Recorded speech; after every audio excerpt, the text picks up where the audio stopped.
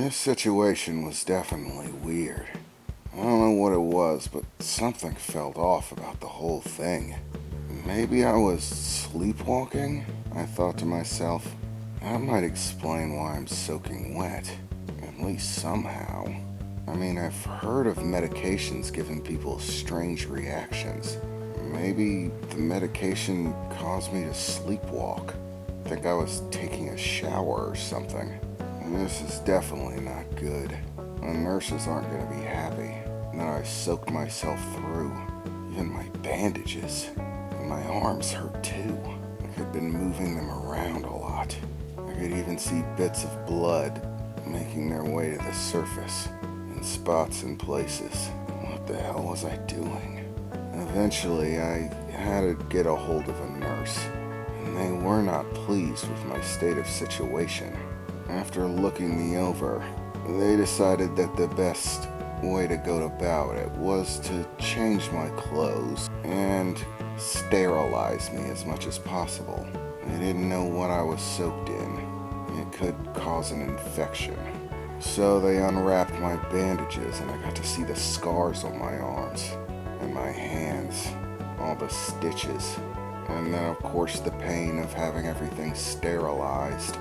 Afterwards, they re-bandaged me, wrapped my arms in plastic bags, and put me in the shower. After a good wash-off, I was given some new clothes, as well as they changed the bedding, so that I wasn't sitting in a big damp spot. I had a conversation with the doctor as well. He said it was possible that I had sleptwalked, but the guards on duty assured me that I never left the room, and I was here the entire time. But if I was here the entire time, how did I get soaking wet? The doctor said I must have hopped in the shower with my clothes on. He, like me, thought it might have been either an adverse effect of the medication or possibly trauma from the accident. Traumatic events can sometimes cause strange and aberrant psychological behavior, he said. It's not completely uncommon. He said that luckily I didn't do a significant amount of damage to my arms.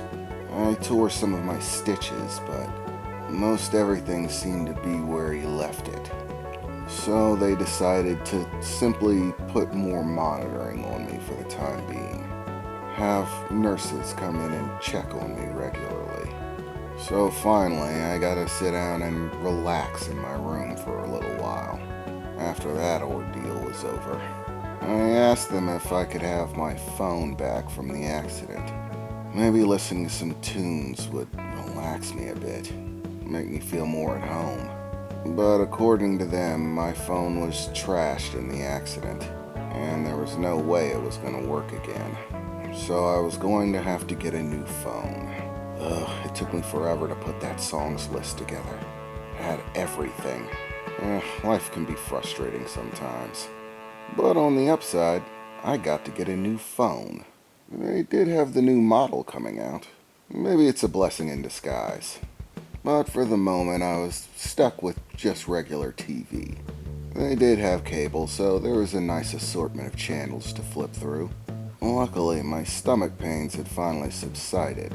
My arms and my ribs still hurt, but even that was starting to fade a bit. I eventually decided on the cooking channel, an episode about stir-fry, and boy did it look appetizing. I don't know why, but I was starving. Felt like I hadn't eaten in days. The nurses assured me that I packed away my trays, but I told them that I was still hungry. So they brought me up some more food, which I happily ate. I was getting sick of Jell-O, but I put it down nonetheless. Weirdly enough, even after I finished the tray, I was still starving. I just kept watching the cooking channel, and it all just made me more hungry. I mean, I'd never really had a big appetite before, but suddenly all I could really think about was food. I just sat there watching that stir-fry spin around in the pan, and my stomach was literally growling at the prospect. It was at that point I heard the door to my room open, I half expected it to be another nurse check, but instead my father walked in. "How's it going, sport? I heard somebody went on a little sleepwalk," my father said, smiling at me as he came in. My father wearing his typical attire for the day. Apparently he had decided to take the day off, spend some time with me while I was in the hospital. He came in wearing that brown leather jacket he's always been a fan of. He's had it for years. I don't think that thing's ever going to just die. Other than that, his regular plaid t-shirt and blue jeans didn't really draw much attention. He was an average sort of guy. He just came into the room, walked through, taking a seat beside my bed in one of the nearby visitation chairs, after which he kicked his feet up on the bed, still wearing those grungy boots of his. My dad was a lawyer. He could afford good clothes and nicer shoes, but he always preferred that brown jacket and those grungy boots with just average clothing other than that. He reached into his jacket and pulled out a beer. Time for some relaxation. "You want one? I brought a few," my dad said, looking to me. "No, I'm good. Actually, you know what? I am feeling a bit hungry. Maybe a beer might set well." So my dad took another one out of his jacket. For a moment he thought about passing it to me, but then he remembered my arms, so he simply set it in my lap. Afterwards he cracked his open and began to drink. It took me a bit of fumbling to get my beer open, but eventually I did, and me and my dad started having ourselves a relaxing drink while watching the cooking channel.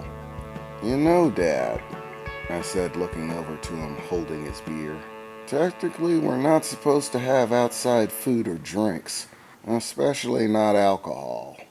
My dad just threw a big cheesy grin my direction. "Well, son, here's what you can do for me. You can count the number of fucks I give, and when you're done, get right back to me.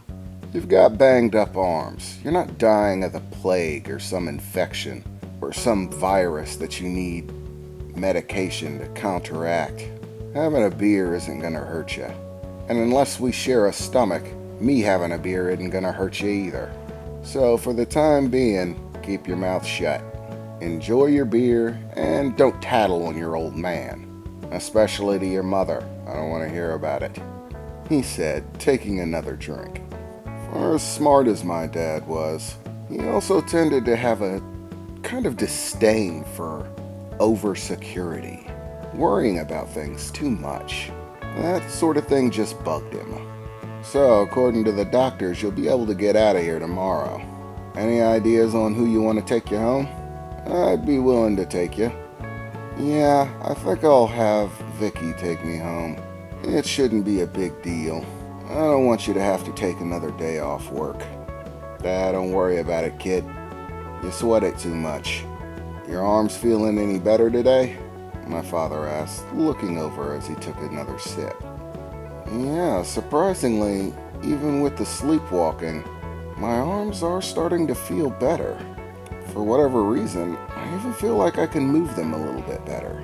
The only thing that is weird is that for whatever reason I can't stop thinking about food. I'm starving and I don't know why. I've never been that big of an eater, but suddenly, it's like I can't pack away enough," I said as I heard my stomach growl again. Even my dad heard it. "Wow, you're not kidding. That thing sounds like an angry dog. It's barking, kid.